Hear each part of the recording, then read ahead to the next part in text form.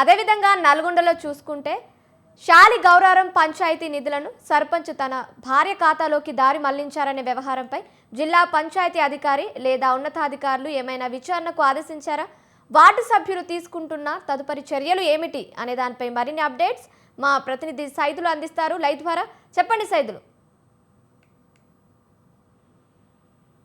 కావ్య, ఇప్పటికే గ్రామ పంచాయతీ నిధులు పక్కదారికి సంబంధించి కూడా ఏదైతే జిల్లా పంచాయతీరాజ్ శాఖ అధికారుల దృష్టికి పోయినటువంటి పరిస్థితి తెలుస్తుంది. మొత్తంగా ఇప్పటికి శాలిగౌరారం పాలకవర్గం సర్పంచ్ శేఖర్ బాబుపై చేసినటువంటి ఆరోపణలపై ఇప్పటికే విచారణ జరపాలని కూడా నిధుల దారి మళ్లింపుకు సంబంధించి కూడా పూర్తి ఒక నివేదికను దర్యాప్తు చేయాలని పాలకవర్గం కోరుకుంటుంది. నల్గొండ జిల్లా ఇటు శాలిగౌరారంలో అయితే అభివృద్ధి కార్యక్రమాల పేర జరిగినటువంటి ఏదైతే గ్రామ పంచాయతీ నిధులు పక్కదారి అంశాలకు సంబంధించి కూడా ఒక గందరగోళ పరిస్థితి నెలకొందని చెప్పొచ్చు.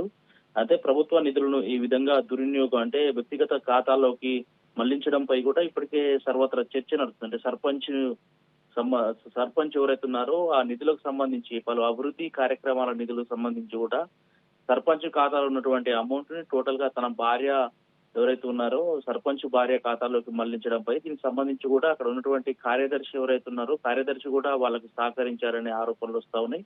మొత్తంగా ఇదంతా జిల్లాకు సంబంధించి కూడా మండలంలో అయితే ఒక చర్చనీయాంశంగా మారింది. టోటల్ గా అది మండల కేంద్రంగా ఉన్నటువంటి శాలిగౌరారం మండల కేంద్రంగా ఉన్నటువంటి సర్పంచే ప్రధానంగా ఈ విధంగా చేయడం పట్ల ఒక సర్వత్రా చర్చ నడుస్తా ఉంది. తనను సస్పెండ్ చేయాలంటూ కూడా డిమాండ్లు అయితే ఎవరైతే పాలకవర్గంతో పాటు గ్రామస్తులు కూడా ఆరోపణ చేస్తా ఉన్నారు.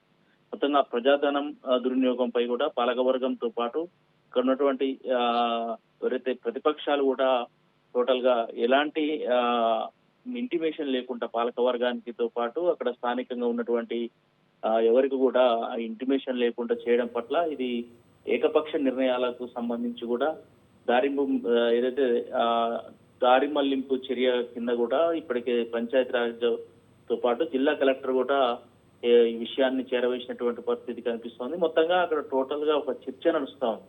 గత 2 రోజులుగా ఏదైతే ఖాతాలో డబ్బులు జమ చేయడం తర్వాత తన భార్య పేర దారి మళ్లించడం, ఇది ఎవరికి ఇంటిమేషన్ లేదు.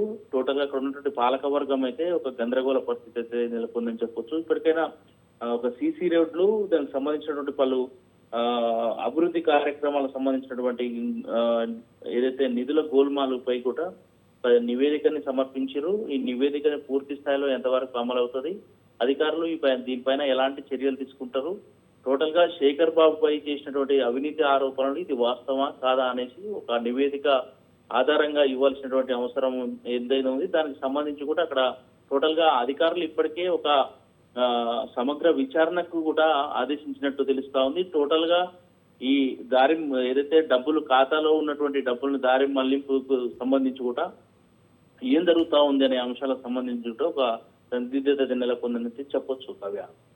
Right, thank you Saidulu, thank you for the updates.